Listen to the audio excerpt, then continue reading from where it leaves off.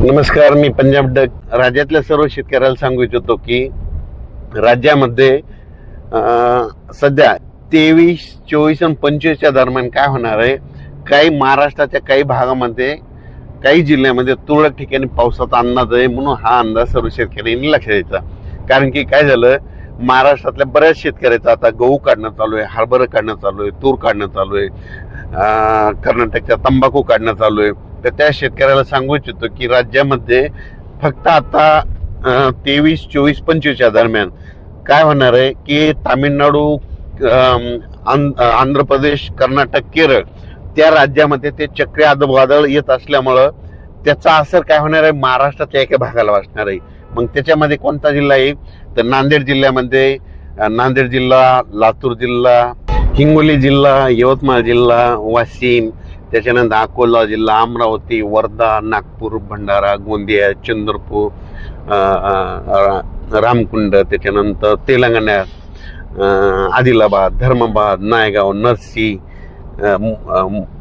मुदखेड, ह्या पट्ट्यामध्ये काय होणार आहे की 23, 24, 25च्या दरम्यान पाऊस येणार आहे. आणि मी म्हणत असतो ना, दरवर्षी आपल्या महाराष्ट्रामध्ये 22 फेब्रुवारी ते 10 मार्च एक अवकाळी येणार आणि एका भागामध्ये गारपीट होणार. तर तुम्हाला एक सांगू इच्छितो, काय करायचं एक लक्षातच घ्या. दरवर्षी काय आपल्या बाजूच्या महाराष्ट्राच्या बाजूला गुजरात, राजस्थान, मध्य प्रदेश हे 3 राज्य वरच्या साईडने येतं. त्याच्यानंतर छत्तीसगड, आंध्र प्रदेश, तेलंगणा, कर्नाटक, केरळ, तामिळनाडू ह्या राज्यामध्ये दरवर्षी एक अवकाळी येत आहेत. मग ह्या दोन्हीचं जर खालून जर आलं, म्हणजे कर्नाटक साईडकडून आलं तर त्याचा असर महाराष्ट्राच्या भागाला होत आहे. वरच्या साईडनं जरी आलं त्याचा असर होतोय. म्हणून दरवर्षी महाराष्ट्रामध्ये 22 फेब्रुवारी ते 10 मार्च वातावरण खराब होणार आणि गारपीट होणार म्हणून हे लक्षात येतं.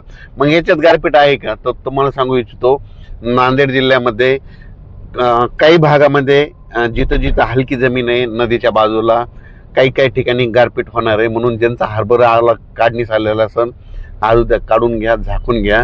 कारण की अहमदपूर, लातूर जिल्ह्यामध्ये देखील अहमदपूर त्या पट्ट्यामध्ये हलकी जमीन असल्यामुळे त्या पट्ट्यात देखील काही ठिकाणी गारपिटीची शक्यता आहे. म्हणून हे देखील अंदाज शेतकऱ्यांना घ्यायचा. चंद्रपूरकडे जरा जास्त गारपिटीचा असर होईल. कारण की तेलंगणामध्ये खूप गारपीट, तेलंगणा, आंध्र प्रदेशमध्ये खूप पाऊस पडल्यामुळं तिकडे पडणार आहे. त्याचा असर मग काय होणार, आपल्या महाराष्ट्राच्या काही जिल्ह्यातल्या भागाला होणार आहे. म्हणून हा अंदाज महाराष्ट्रातल्या ह्या शेतकऱ्यांनी लक्षात द्यायचा. पूर्व विदर्भ, पश्चिम विदर्भ ह्या 2 विभागामध्ये ह्या अवकाळीचा थोडा काही भागातच पाऊस पडणार, सगळीकडे पडणार नाही. काय वाजतंय, अवकाळी आलं की हे सर्वदूर पडत नसतंय, तुरळक कुठेतरी पडत असं 10 किलोमीटर सोडून बी देतंय. त्याच्यामुळे एवढं घाबरायची गरज नाही, पण आपण आपलं सतर्क राहिलेले गरजेचं आहे. उत्तर महाराष्ट्राचे देखील धुळे जिल्हा, नंदुरबार, जळगाव त्या परिसरात काय होईल, तुरळक ठिकाणी खूप ढगाळ वातावरण राहील आणि तुरळक ठिकाणी कुठंतरी पाऊस येईल. म्हणजे लय खूप काही मोठं येणार नाही. त्याच्यामुळे ही देखील सर्व शेतकऱ्यांनी लक्षात येतं.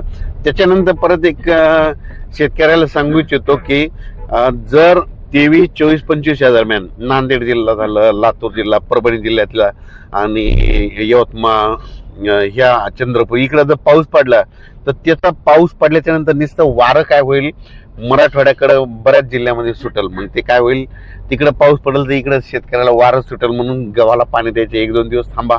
मका असेल तर 1-2 दिवस पाणी देऊ नका. पाणी दिलं तर ह्या वाऱ्यानं तुमची पडून जाईल.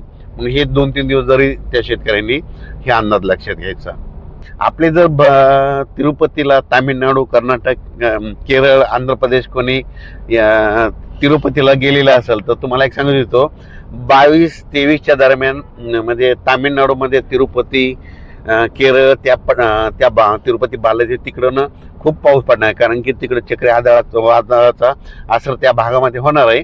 तिकडे पाऊस पडत असल्यामुळे त्याचा असर आपल्या महाराष्ट्राला होणार आहे. म्हणून हा अंदाज लक्षात द्यायचा. अचानक वातावरण बदललं तर परत एक मेसेज दिला जाईल. धन्यवाद.